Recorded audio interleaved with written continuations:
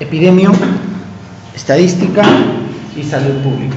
Ya, entonces, siempre les he dicho en todos los programas que hemos hecho que esta parte, a pesar de que todo el mundo la considera una de las más complejas, la más aburrida, ¿no? Es más, la gente me pide que no hagamos esta clase primero. Yo sí quisiera decirles que es una de las más sencillas, siempre y cuando le enfoquemos de forma conjunta.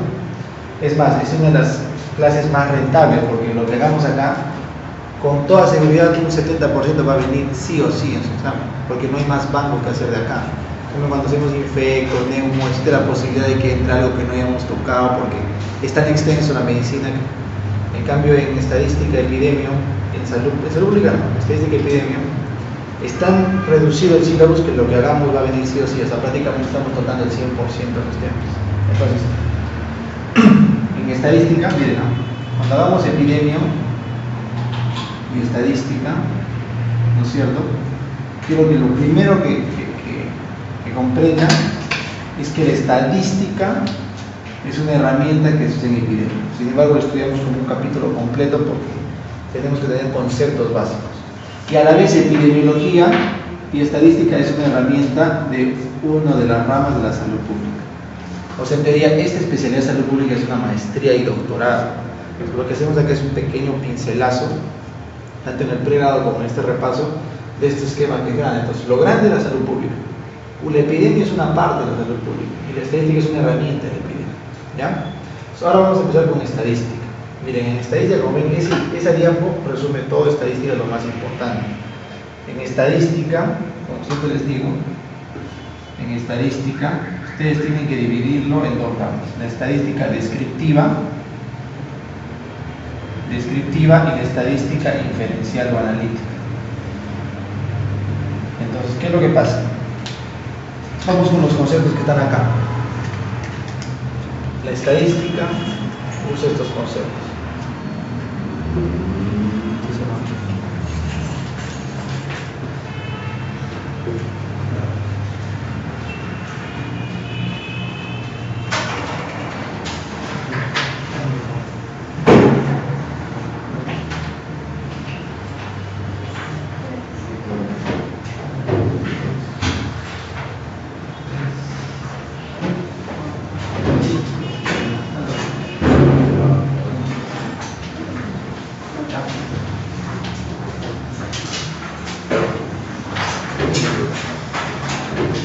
Ya, entonces, el primer concepto que tenemos que manejar acá es el dato. Ya.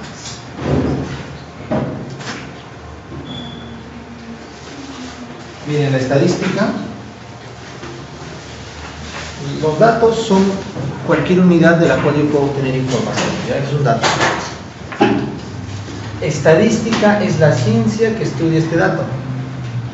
Fuente de datos es todo aquel lugar ordenado o situación en la que yo puedo obtener datos. Es un puro concepto general del Daniels, todo este resumen del Daniels. Pero aquí empiezan las preguntas de examen. ¿Qué es una variable? Es toda característica que yo puedo medir y asignar un valor en función a una escala. ¿Ya? Pues una variable es todo aquello que yo puedo medir, ¿cierto? Y le puedo asignar un valor en función de una escala de medición, que son estas de acá. Entonces, la variable peso, la variable presión arterial, la variable nivel de conocimiento, la variable lo que sea, tiene que asignarle una escala de medición, un valor a través de una escala de medición. Entonces, las variables que tenemos pueden ser en general, ¿cierto? En esta parte de estadística en general, las variables pueden ser cuantitativas o cualitativas. Lo más general, ¿eh? Quali o quanti. De estas, tanto qualis o quantis, podemos utilizar varios intervalos o varias escalas de medición. La escala nominal, por ejemplo, es aquella que te dice para variables qualis, es o no es, excluyente. Casado, soltero, viudo, divorciado, son excluyentes, no hay nada en el medio de ellos y uno no tiene nada que ver con el otro, nominal. Luego viene la ordinal, es también para qualis, porque es una característica, pero en la que ya hay un grado leve, moderado, severo, clip 1, clip 2, clip 3, New York 1, New York 2, New York 3. Se dan cuenta, y hay un grado, es una quali con grado. En cambio, intervalo y razón van para quantis, para cuantitativa. Cuantitativa de intervalo es aquella en la que hay números, el 0 en adelante o para atrás, lo que sea, pero el concepto es que el 0 no significa ausencia de fenómeno. Todo el mundo les pone el ejemplo de la temperatura, ¿sí? 0 grados Celsius no es ausencia de temperatura, tiene que ser 0 grados Kelvin. Pero un ejemplo médico sería, por ejemplo, una escala de intervalo, el Minimental de Folstein. Si te sacas 0 en el Minimental de Folstein, no quiere decir que no tienes cognición o funciones superiores, ¿sí? Simplemente es que en el Minimental sacaste 0. ¿Ya? ¿Entienden? Entonces, el 0 no significa ausencia de fenómeno. En cambio, en escala de razón es cuando sí, el 0 significa ausencia de fenómeno. 0 de colesterol, 0 de glucosa, 0 de presión, 0 es ausencia de fenómeno. ¿Ya? Entonces, es la primera parte que tienen que saber sí o sí en conceptos previos. Luego tienen que saber lo que es población y muestra. Y esto entiendan. La estadística, ¿no es cierto?, estudia, vamos a ver un mapita del Perú, así yo me caña, estudia los datos de una población entera, ¿no es cierto? Y los conocidos, o sea, la información que saca de esta población se llama parámetro. Pero como no puede siempre estudiar a toda la población porque es costoso, entonces toma de la población, ¿qué cosa? Muestras. Y los datos que obtiene la muestra, ¿cómo se llaman? Estadísticos. Entonces, el estadístico fue tanto, se está refiriendo al valor que obtuvo de la muestra. Entonces, la estadística descriptiva te dice parámetros poblacionales o estadísticos de muestras, ¿no es cierto? Te los presenta. En cambio, la estadística inferencial, a través de un estadístico de muestra, pretende concluir, ¿qué cosa? Un parámetro poblacional. ¿Se dan cuenta de la diferencia? Entonces, en estadística descriptiva vamos a aprender cómo nos muestra los datos, y en estadística inferencial cómo infiero del básico, del estadístico, cómo infiero al poblacional. ¿Ya? Es lo primero que debemos recordar. Entonces, empecemos acá. Ya hemos visto acá los tipos de variables, quanti, quali y las escalas de medición. Ahora vayamos a la descriptiva per se. La estadística descriptiva lo que quiere es mostrarme los datos como son. Entonces yo te puedo mostrar esas 4 cosas. Te puedo mostrar intervalos de clase, te puedo mostrar frecuencias, te puedo mostrar medidas de tendencia central o te puedo mostrar medidas de dispersión. En resumen, cuando tú haces estudios, se realizó un estudio de 20 personas y bueno, los datos obtenidos fueron estos. Niños de 0 a 5 años, 20. De 6 a 11 años, 30. Eso de poner 5 a 6 años, 11, eso es un intervalo de clase. Nada más. Agrupar los datos según intervalos de clase que tú lo pongas. Hay una fórmula con logaritmo para sacar esto. No nos importa. Frecuencias relativas, se refieren a eso. Frecuencia relativa, hay 20 niños, hay 30 niños, o en relación al total, un 20%, un 30%, datos simples que te describen la cantidad de datos. ¿Dónde quiero que aprendas y que te centres? Acá. Medidas de tendencia central y medidas de dispersión. Estas dos son las principales herramientas de la estadística descriptiva. Porque la estadística descriptiva dice, bueno, ¿qué hago si tengo 1.000.000 de datos? Un montón de datos. No me sirve que me des dato por dato, tienes que resumirlo.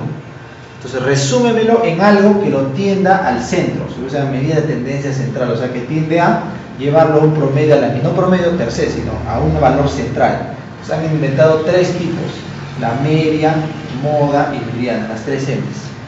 Entonces, rápidamente todos sabemos que la media es el promedio, es el más utilizado de todos, ¿sí? La media, el promedio. Si yo digo promedio, ¿los valores extremos afectan o no afectan a la media? Claro, pues acá digamos, por ejemplo, uno se saca 20 en el ENAM, el otro saca 5 y todo el promedio saca entre 12 y 13, va a jalar, pues el 20 jala para arriba, pero el 5 jala para abajo. Entonces al final es afectado por los extremos. Pregunta examen. En cambio la moda es el valor que más se repite. Imagínense que de todos la mayoría saca 13, entonces la moda ¿cuál será? 13 de nota. ¿Se afecta por los extremos? No se afecta por los extremos. Y finalmente la mediana es el que pone el punto de corte en el dato medio. Entonces la mediana te dice, de acá para atrás están el 50% de datos, de acá para adelante está el 50% de datos. Entonces, aprovecho este punto, porque acá hay un tema que no está, que es el quinto de la descriptiva, que son las medidas de localización. ¿Ya? Medidas de localización. ¿Qué quiere decir? Así como hay medidas de tendencia central de dispersión, hay medidas de localización. ¿Cuál es la medida de localización? Es aquella medida...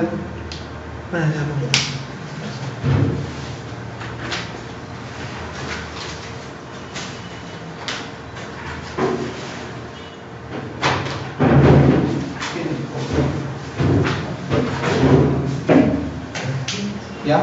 Entonces, ¿qué es una medida de localización? Es aquella que dice, a ver, tengo todos estos datos, hasta acá. ¿Cuál es el dato que está en la mitad? Esa es la mediana, que equivale al cuartil 2, que equivale al percentil 50. ¿Cuál es el último dato? El último, el más lejano. En este caso sería el percentil 100, y este de acá, el percentil 0. ¿Cuál es el dato que está en la cuarta parte? El cuartil 1 o percentil 25. ¿Cuál está en los 3/4? Cuartil 3 o percentil 75. ¿Se dan cuenta? Entonces, la mediana, los cuartiles y los percentiles son medidas de posición, que me dicen el lugar de los datos. Entonces, cuando te digo RCIU es cuando el percentil ecográfico es menor de 10, cuando es normal y el severo menos de 5. O sea, ¿qué significa eso? De que de todos los niños estadísticos que he medido, los que están de esta posición, del percentil 10, más abajo, para atrás, y ahí yo los considero patológicos, porque 90 están encima, que es lo normal. A la inversa, cuando es el percentil 90, es de 90 para arriba, lo normal, todo está para abajo, patológico. O sea, donde tú digas el lugar, ¿no es cierto?, es en el que consideras el percentil, puedes considerarlo para tu estudio, lo normal, lo anormal. ¿Me entiendes? Para eso sirve el percentil. No es que se han puesto todos de acuerdo que el percentil 10 siempre va a ser, no. Simplemente que han visto que de repente las complicaciones postparto son mayores en los que están en ese percentil. Dijeron, entonces percentil 10. Pero para otros ensayos era percentil 50, percentil 30, yo qué sé. Por ejemplo, ¿qué hace que una enfermedad no sea una enfermedad, sino una condición, un proceso, proceso dentro de lo normal? El percentil 50. Lo que me llaman mastopatía fibroquística, o sea, los quistes en la mama, antes era una enfermedad, ahora es proceso fibroquístico. ¿Qué sabe por qué? Porque más de la mitad de las mujeres tienen. No se considera ya algo tan anormal, ¿no? Esa es la función. Ahora, te pregunto, ya has aprendido medidas de locación, medidas de tendencia central, ahora te pregunto, ¿cuáles son las de dispersión? ¿Qué pasa? ¿Qué pasa? Digo, ¿sabes qué? La media, o sea, el promedio, la media, acá el promedio, es 13 del ENAM. Ah, bacán. Pero también el año pasado fue 13, y ante el año pasado fue 12.9, y toda la vida es así. O sea, ¿es lo mismo? No, porque ahí viene otro dato. ¿Cuánto es el espacio entre la media y sus valores no medias? O sea, cada uno.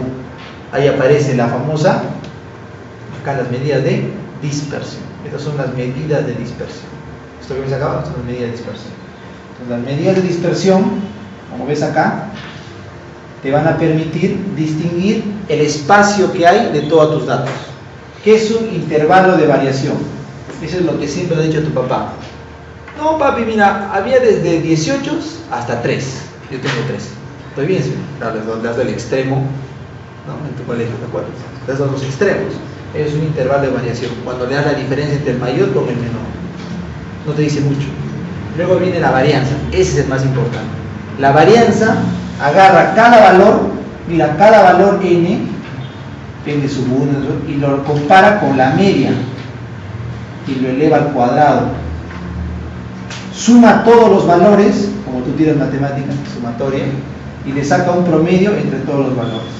Esa es la varianza. Es la mejor medida de dispersión, porque agarra cada valor individual, tu nota, la de Pepito, la de Juancito, la compara con la media, 12.9 o 13 que sacamos todos en el promedio del ENAM, por ejemplo, lo eleva al cuadrado para que no haya unidad y le saca un promedio. Esta es la mejor medida de dispersión, la varianza, porque te dice qué espacio hay respecto de la media. pero como no nos gusta trabajar con cuadrados, le hemos sacado la raíz cuadrada. ¿Y qué tenemos? Desviación estándar. Muy bien. La desviación estándar es la raíz cuadrada de la varianza. Pregunta examen. Y finalmente, chicos, el coeficiente de variación es una fórmula que utiliza dos desviaciones estándares y dos medias de dos poblaciones diferentes. ¿Qué quiero decir? Nota del ENAM de San Marcos. Por ejemplo, media 12, varianza más menos 5. Nota del ENAM de Villarreal. El promedio 12.1, variación más menos 8. Nota de, no sé, de la de Cusco, 11 más menos 3. Entonces, tú dices, ¿no? ¿Cómo yo comparo las varianzas de varias poblaciones para ver cuál es la más homogénea, cuál es menos abierta, ¿no? Menos, con una curva menos abierta, con el coeficiente de variación? Entonces, de repente, con mi ejemplo que les he dado, esta es la curva de la nota de San Marcos, esta es la curva de la nota de la Villarreal y esta es la curva de la nota de Cusco. Hay menos varianza, o sea, entre el dato medio y los extremos hay más, acá hay un poco menos y acá hay casi nada, o sea, son todos parejos. ¿Qué valor me compara las tres desviaciones? El coeficiente de variación. Por si acaso, porque la idea de esta primera repaso es hacer las posibles preguntas. Y finalmente, ¿qué es la amplitud intercuartílica? Es el espacio entre el cuartil 1 y el cuartil 3. Amplitud intercuartílica. Sencillo. Sencillo, ¿se dan cuenta? Entonces hemos estudiado todo lo que son las medidas de dispersión. Entonces, cuando tú tengas una curva de datos simétrica, quiere decir, esta curva de datos está todos los datos está Pepito, Juancito, Luchito, los datos de todos los alumnos. Cuando es simétrica es porque en el punto medio la media, moda y mediana coinciden. Y es asimétrica cuando cualquiera de estas tres no coinciden y según la cola a donde se vaya la media, tiene de cola derecha o cola izquierda, según a dónde se vaya la media. ¿Ya? A dónde se vaya la media. Muy bien, aprovechamos esto. La siguiente diapo es la presentación de datos que también quiero que lo tengan claro. Miren, cuando tú quieres presentar los datos, por ejemplo, estos intervalos de clase, frecuencias que vimos, puedes resumirlo en una tabla. En Salud te preguntaron las partes de una tabla. El título tiene que decir qué, cómo, dónde y cuándo, siempre. Siempre. Es una tabla bien hecha. El número de tabla, te piden acá el talón, que es donde están todos los componentes de las filas. El total de cada fila a un lado, el total de las columnas abajo, y abajo una nota explicativa si lo necesitan. Esta es una buena tabla bien hecha, por si acaso. Luego, según el tipo de variable y la escala de medición tienes un gráfico. ¿Cuántas variables había? Quanti, quali. ¿Cuántas escalas de medición? 4, ¿no? Entonces las nominales y las de orden pueden ir con pasteles o gráfico de barra simple. ¿Qué es un gráfico de barra simple? Cuando ambas bases no se tocan. Barra simple o pastel. Para nominal y para de orden. ¿Ya? De orden. En cambio, cuando tú tienes de intervalo y sobre todo de razón, el gráfico de elección es el histograma. El histograma. ¿Cuál es la diferencia del histograma? Que las columnas se tocan una a otra, porque es para cuantitativas de razón. Se tocan. Y cuando agarras los puntos medios de cada columna del histograma, formas el polígono de frecuencias. También son para de razón. Cuando tienes dos variables quanti, puedes hacer dispersión. ¿Ya? Y finalmente, chicos, la amplitud intercuartílica, que es una deposición, ¿cómo lo grafican en todos los estudios? Con el gráfico del box plot. Este es el box plot. Cuartil 1 con cuartil 3, y ahí justo está la media. Es el box plot. Finalmente una pregunta. Doc, ¿qué pasa si tengo pocos datos y quiero conocer cada dato? Puedo hacer un tallo y hojas. El tallo y hojas es agarras los datos y pones acá el primer número, ¿no es cierto? Perdón, todos los números dejando el último. O sea, si tienes por ejemplo 200, entonces tú pones en el tallo 200, 203, así, pónganse en el tallo, 20, 0, 3, ¿te das cuenta? Deja siempre el último dígito para la hoja. En este caso, ¿qué cosa te simboliza este tallo de hoja? Acabó el 20, 23, 24, 24, 24, 25, 23. Esa es la ventaja. Te permite ver los datos individuales. Una preguntita aislada. Nunca más se repite. ¿Ya? Entonces queden bien ahí, por favor. Quedemos claros. Ahora vamos para atrás.